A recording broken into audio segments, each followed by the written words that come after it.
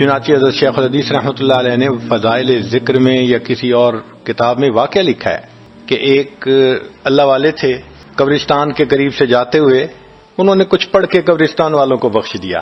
رات خواب دیکھا کہ وہی قبرستان والے ہیں اور ایک آدمی آتا ہے جیسے کوئی ڈاک تقسیم کرنے والا ڈاکیا ہوتا ہے، اور سب اس کی طرف بھاگ پڑتے ہیں جیسے ڈاک لینے کے لیے ہوں۔ ایک بندہ پیچھے آرام سے بیٹھا ہوتا ہے، وہ پوچھتا ہے کیا معاملہ؟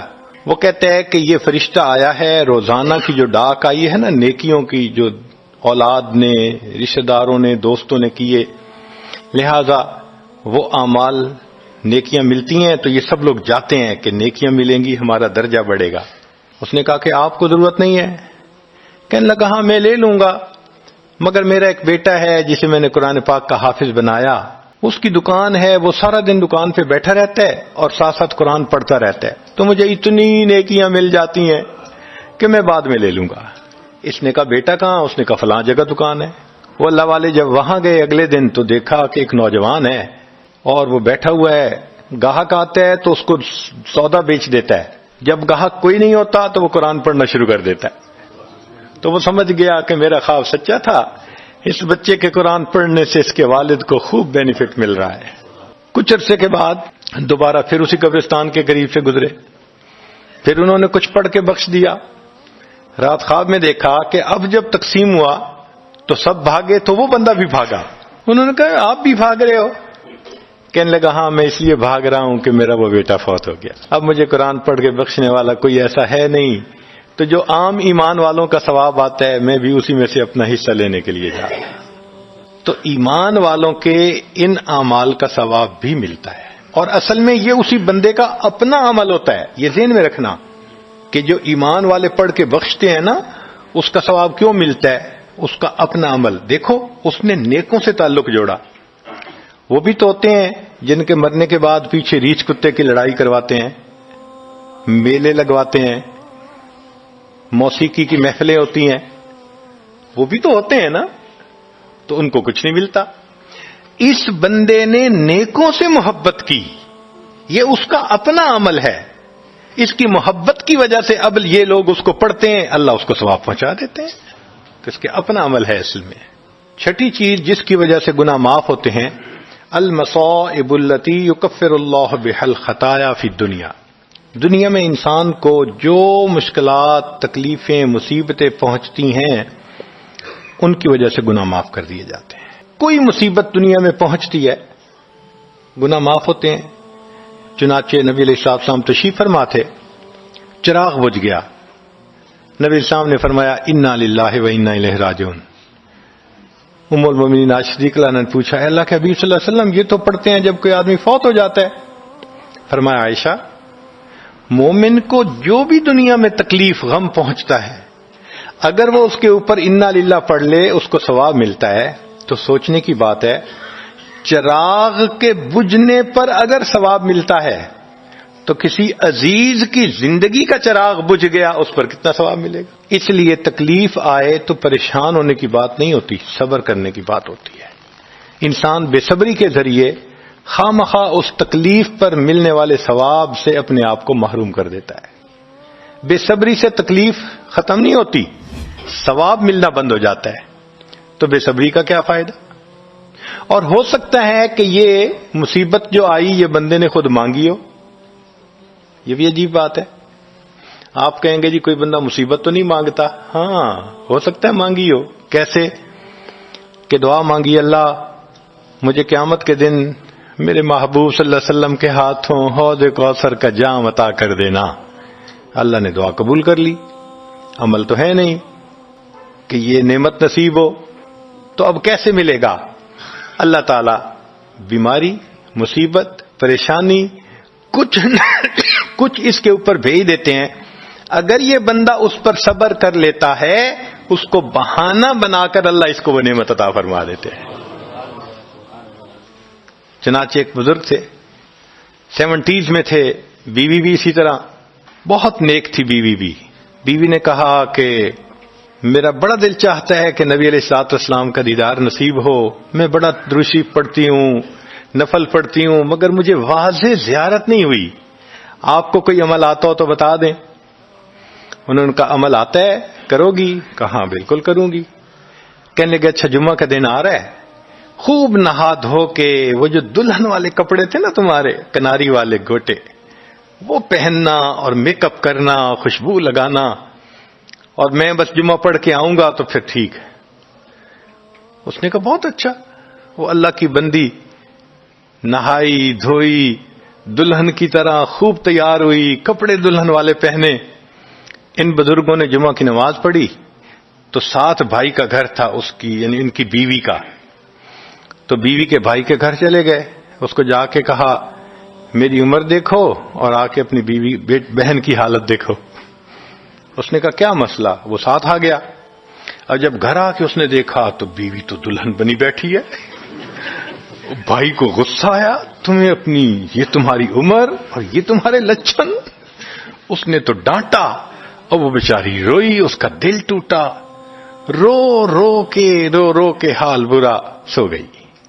اللہ کی شان کہ اس نیند میں اس کو نبی علیہ السلام کی زیارت نصیب ہو گئی۔ اب وہ اٹھی تو وہ خوش بھی ہے اور پریشان بھی ہے۔ خوش اس بات پہ کہ زیارت ہو گئی، اور پریشان اس بات پہ کہ میاں نے کیا کیا، خود کہا دلہن بنو اور خود بھائی سے مجھے ڈانٹ پڑوا دی۔ تو پھر اس نے پوچھا کہ آپ نے ایسا کیوں کیا؟ انہوں نے کہا دیکھو میں تمہاری زندگی کو قریب سے جانتا ہوں، میں نے تمہیں اتنا پیار محبت سے رکھا ہے کہ تمہیں زندگی کے کوئی تکلیف نہیں پہنچنے دی میں نے۔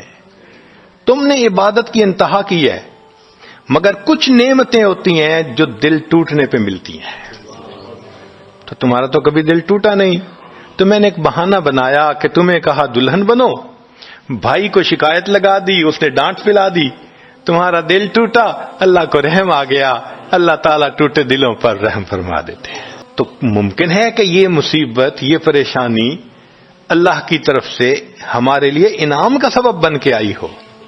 اس لیے ہمارے بزرگوں نے کہا سکھ دکھاں تو دیواں وار، کہ میں سکھوں کو دکھوں پہ قربان کر دوں، سکھ دکھاں تو دیواں وار، دکھاں آن ملائم یار، کہ دکھوں نے مجھے میرے یار سے ملا دیا۔ اللہ کو بڑا ترس آتا ہے اس بندے پر جس پر کوئی مصیبت آتی ہے، پریشانی آتی ہے۔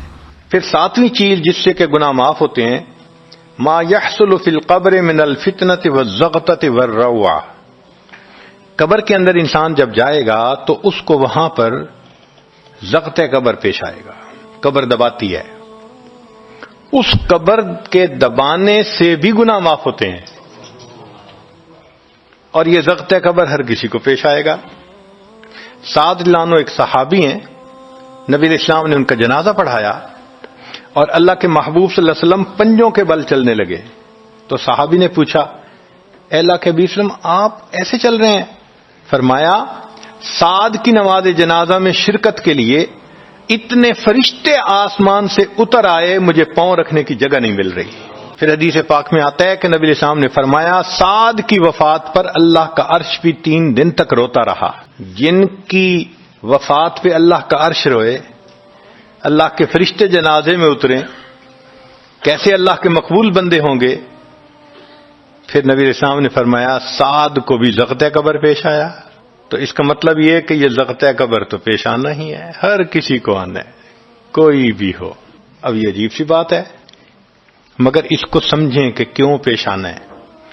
آپ اگر کسی ریسٹورنٹ پہ جائیں اور جا کے سویٹ ڈش کھائیں یا کباب کھائیں تو بل پے کرنا پڑتا ہے نا، گروسری سٹور سے جا کے کوئی چیز لائیں بل پے کرنا پڑتا ہے نا، ہر چیز کا بل ہوتا ہے نا۔ اس دنیا میں انسان جو مزے لیتا ہے بھلے جائز صحیح، ان کی بھی ایک کاسٹ ہے اور وہ اسے پے کرنی پڑے گی، اور وہ کاسٹ زغط قبر سے پے ہوگی۔ اس لیے جس کی زندگی غربت میں گزری ہوگی اس کا زغط قبر بہت کم ہوگا، اور جس نے عیش آرام مزے سہولت انجوائے کیا کاسٹ تو دینی پڑے گی نا وہاں جا کے۔ تو زغط قبر تو پیش آنا ہے۔ ہمارے والد صاحب بچپن میں دیکھتا تھا میں کہ بہت اچھا سالن بنا ہوتا تھا نا، تو اکثر وہ گلاس پانی کا اٹھاتے تھے اور ایک گھونٹ پانی ڈال دیتے تھے. مجھے سمجھ نہیں آتی تھی یہ کیا کرتے ہیں. میں اکثر ان سے پوچھتا تھا ابو آپ ایسے کیوں کرتے ہیں, نہیں بتاتے تھے. جب ان کی وفات ہوئی تو بعد میں والدہ صاحبہ نے کہا کہ اصل میں وہ یہ کہا کرتے تھے کہ نفس میرا دشمن ہے, میں اس نفس کو لذتیں کیوں دوں. وہ لذیذ کھانے کے اوپر بھی ایک گھونٹ پانی ڈال کے اس کو کم مزے والا بنا لیا کرتے تھے, جائز لذتوں کو بھی کم کر لیتے تھے. ہمارا کیا حال ہوگا جو ناجائز لذتوں کے پیچھے بھاگتے پھرتے ہیں. تو یہ ضغط قبر مومن کو بھی پیش آتا ہے اور کافر کو بھی, مگر فرق ہے. کافر کو پیش آئے گا کہ حدیث پاک میں آتا ہے دائیں طرف کی پسلیاں بائیں طرف اور بائیں کی پسلیاں دائیں طرف, یوں پسلیاں توڑ کے رکھ دیں گے. اور مومن کو بھی ضغط قبر پیش آئے گا, مگر مومن کو ضغط قبر تکلیف نہیں دے گا اتنی اگر نیک ہوا. کیوں؟ اچھا آپ بتائیں سر میں درد ہو تو آپ کہتے ہیں نا ذرا سر دبا دو, تو تکلیف ہوتی ہے یا راحت ملتی ہے؟ سر دبانے سے راحت ملتی ہے. جس طرح سر درد میں کوئی دبائے سر کو راحت ملتی ہے, ایسے ہی مومن کو ضغط قبر تو پیش آئے گا مگر مومن کے لیے راحت کا سبب ہوگا. 8ویں چیز جس سے کہ گناہ معاف ہوں گے, احوال یوم القیامت وکربھا وشدائدھا. قیامت کے دن جو انسان کو ایک وحشت کی کیفیت ہوگی, ہول کی کیفیت ہوگی, خوف ڈر کی کیفیت ہوگی. اللہ اکبر. امام غزالی رحمت اللہ علیہ نے تفصیل لکھی ہے کہ سارے لوگ کھڑے ہوں گے اور سورج بہت قریب ہوگا, پسینے میں شرابور ہوں گے. اللہ اکبر. اس وقت جہنم کے اندر ابال آئے گا اور جہنم کے اندر سے انگارے اٹھ کر اوپر جائیں گے اور واپس گریں گے. فرماتے ہیں اس وقت انبیاء میں سے کوئی نبی بھی ایسا نہیں ہوگا جس کو یہ ڈر نہ ہو کہ کہیں انگارے میرے اوپر نہ آ جائیں. اگر انبیاء بھی تھرا رہے ہوں گے, ہمارا اس دن کیا حال ہوگا. تو قیامت کے دن کی دہشت اور وحشت کوئی چھوٹی چیز نہیں ہے, مگر اس سے بھی اللہ تعالیٰ ایمان والوں کے گناہوں کو معاف فرما دیں گے. پھر 9ویں چیز جس سے کہ گناہ معاف ہوں گے, شفاعت النبی صلی اللہ علیہ وسلم فی اہل الذنوب یوم القیامہ. قیامت کے دن اللہ کے پیارے حبیب صلی اللہ علیہ وسلم جو اپنی امت کے لیے شفاعت فرمائیں گے, اللہ اس پر بھی امتیوں کے گناہوں کو معاف فرما دیں گے. نبی اسلام نے ارشاد فرمایا کہ اللہ رب العزت نے ہر نبی علیہ السلام کو ایک ایسی دعا مانگنے کا اختیار دیا کہ جیسی دعا مانگی جائے گی منوان قبول ہو جائے گی. تو انبیاء نے دعائیں مانگی. تو صحابی نے پوچھا اے اللہ کے حبیب صلی اللہ علیہ وسلم آپ کو بھی اختیار دیا گیا؟ فرمایا مجھے بھی اختیار دیا گیا. اے اللہ کے حبیب صلی اللہ علیہ وسلم آپ نے کیا دعا مانگی؟ فرمایا میں نے کوئی دعا نہیں مانگی, میں نے اس کو ذخیرہ رکھ لیا. قیامت کے دن جب میری گنہگار امت کا حساب ہوگا اس وقت میں وہ دعا مانگوں گا, امت کو لے کے جنت میں جاؤں گا. اللہ کے محبوب صلی اللہ علیہ وسلم کو امت سے کتنا پیار تھا. کوئی ماں اولاد کے لیے 23 سال نہیں روتی. جوان بیٹا فوت ہو 2-4 مہینے رو کے پھر نارمل لائف ہو جاتی ہے. کوئی باپ اولاد کے لیے 23 سال نہیں روتا. اللہ کے پیارے حبیب صلی اللہ علیہ وسلم امت کے لیے 23 سال آنسو بہاتے, رب امتی رب امتی رب امتی دعا مانگتے تھے. لمبے سجدے. ام المومنین عائشہ صدیقہ عنہا فرماتی ہیں کہ محبوب صلی اللہ علیہ وسلم کے آنسو جو مصلی پہ گرتے تھے مجھے لگتا تھا کہ بارش کے قطرے زمین کے اوپر گر رہے ہیں, ایسے آواز محسوس ہوتی تھی. اور اتنا لمبا سجدہ ہوتا تھا کہ کبھی کبھی میں اٹھ کے محبوب صلی اللہ علیہ وسلم کے پاؤں کے انگوٹھے کو ٹچ کرتی تھی کہ ابھی جان تو سلامت ہے نا.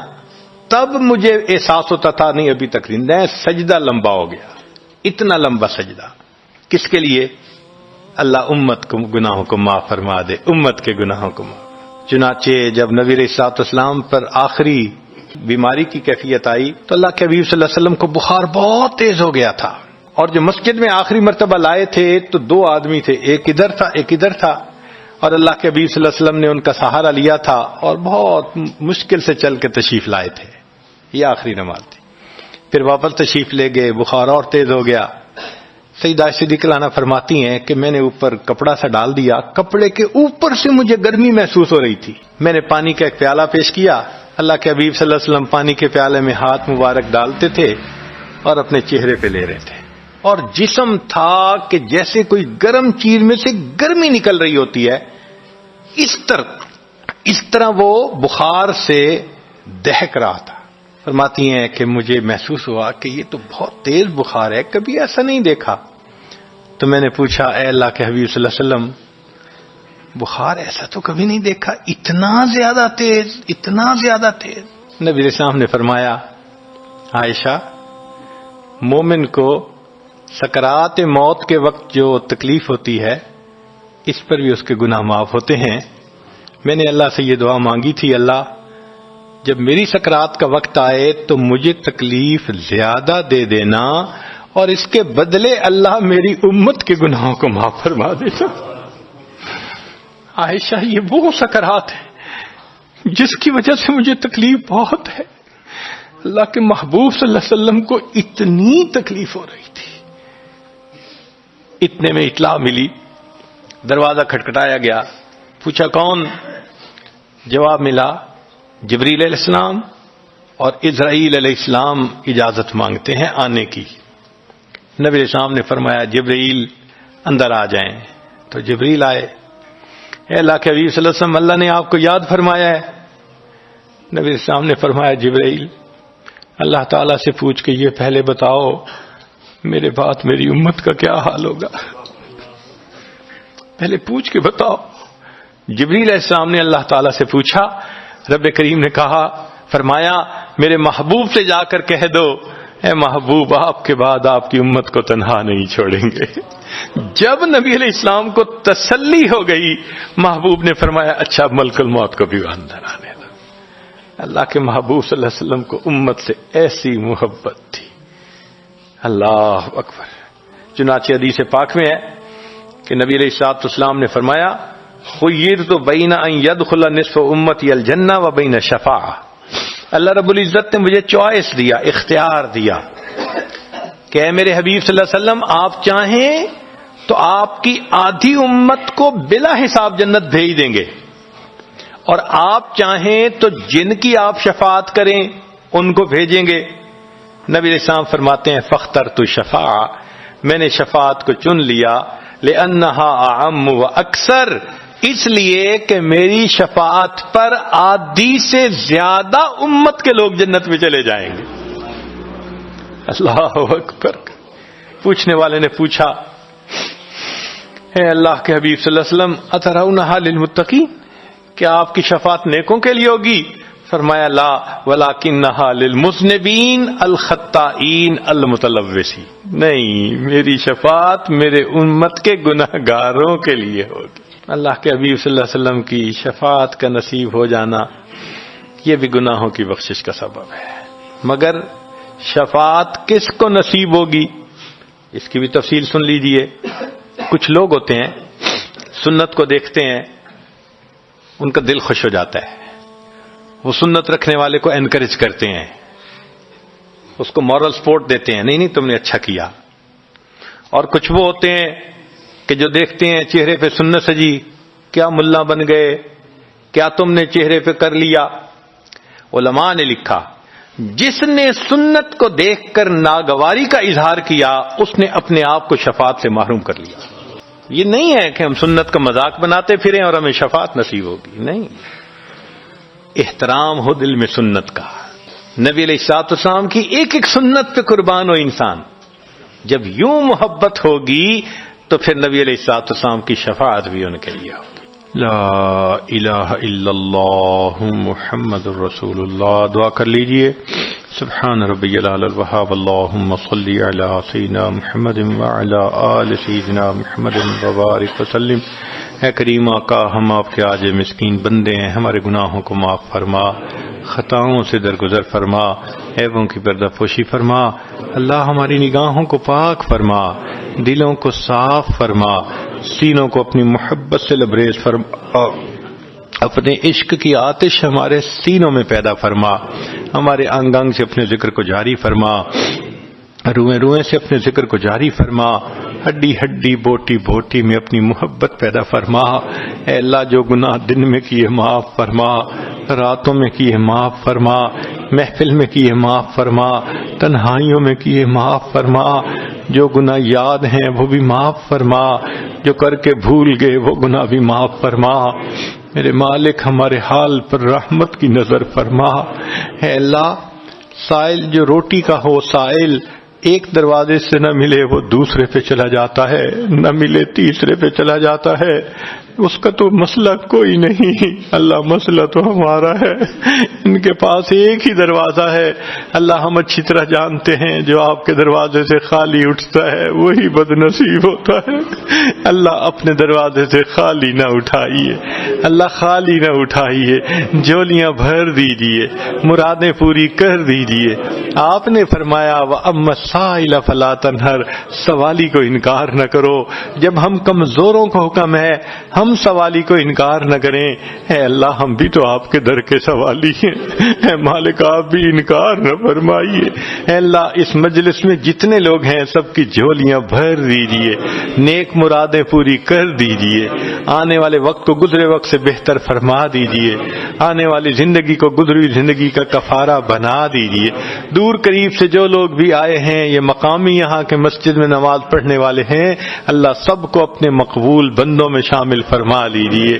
اے اللہ ہماری ان دعاؤں کو اپنی رحمت سے قبول فرما، ہمیں بار بار اپنے گھر کا دیدار عطا فرما، اپنے حبیب صلی اللہ علیہ وسلم کے در کی قبولیت والی بار بار حاضری نصیب فرما۔ پوری دنیا میں جہاں مسلمان پریشان ہیں اللہ سب کی پریشانیوں کو دور فرما۔ ہمارے والدین عزیز اقارب مشائخ جو فوت ہو چکے اللہ ان کی مغفرت فرما، جن کی آپ نے مغفرت کر دی قرب کے اعلیٰ درجات عطا فرما، جنہوں نے دعاؤں کے لیے کہا، خط لکھے، فون کیے، ان کے ہم پر حقوق آتے ہیں یا جو ہم سے توقعات رکھتے ہیں، اللہ ان سب کو ان نیک دعاؤں میں شامل فرما۔ صلی اللہ تعالی علی حبیبہ سیدنا محمد وآلہ واصحابہ اجمعین برحمتک یا ارحم الراحمین۔